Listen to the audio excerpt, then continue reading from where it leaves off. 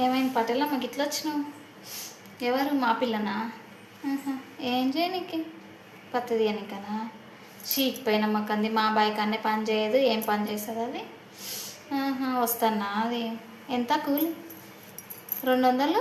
పొద్దు ఇంకో బిస్కెట్ ప్యాకెటా? ఆహా.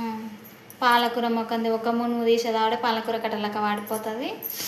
ఏమో పానం ఏం ముద్దగలేదు. పటేలమ్మ జ్వరం వచ్చింది, పిల్ల జ్వరం వచ్చింది, ఇంత ఆసర అవుతుంది, ఇంటికాడు ఉంటుందేమంటే పత్తి తీస్తున్నా అది.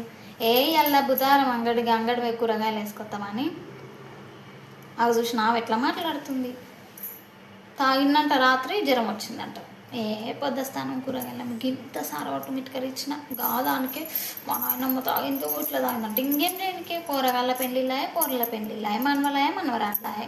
మరి నేను చేసింది తిని తాగకపోతే సచ్చినాక బొందలేస్తారా? గింత మిట్కరి ఇచ్చిన దీని పాడు కాను ఊరంతా చెప్పుకోతే